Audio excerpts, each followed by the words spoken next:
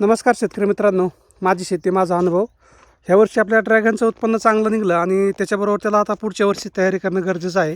आणि त्या दृष्टीने आता आपलं त्याला खत टाकण्याचं काम चालू आहे. यावर्षी आपण शेणखताचा खूप मोठ्या प्रमाणात शेतामध्ये वापर करत असतो दरवर्षी.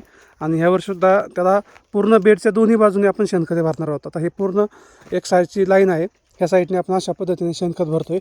आणि ही दुसरी बाजू आहे की त्या बाजूनसुद्धा आपण शेणखत भरतो आहे. आणि शेणखत भरल्यानंतर याच्यावरती आपण काही रासायनिक खतांचासुद्धा मारा करणार आहोत की ज्याच्या माध्यमातून आपल्याला पुढच्या वर्षीसाठी जी काय काडी मॅच्युअर बनवायची आहे आणि ती मॅच्युअर बनलेली काडी पुढच्या वर्षी आपल्याला अधिक उत्पन्न देईन या दृष्टीने प्रयत्न करणार आहोत. अशा पद्धतीने आपण साधारणतः एका झाडाच्या आसपास 2 घमेले शेणखत टाकत आहोत.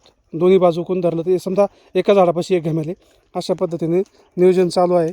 हे समोरून ट्रॅक्टरचा आहे ट्रॉली भरून आणतो आहे आणि प्रत्येक झाडापाशी 1 घमेलं अशा पद्धतीनं आपण हे शेणखत टाकायचं काम चालू आहे. आणि अशा पद्धतीनं जर नियोजन केलं तर निश्चितपणे पुढच्या वर्षी जे काय उत्पन्न असेल ते अधिकचं असेल. आणि जास्तीत जास्त आपण सेंद्रिय खतांचा वापर करण्याचा प्रयत्न करतो आहे का जेणेकरून पीक पण चांगलं राहील, जमीन पण चांगली राहील आणि उत्पन्नसुद्धा अधिक निघेल. फक्त गरज असेल त्याच वेळेस आपण रासायनिक खतांचा वापर करतो आणि त्याच्या माध्यमातून चांगलं आणि दर्जेदार कसं पीक येईल याकडे आपण लक्ष देत असतो.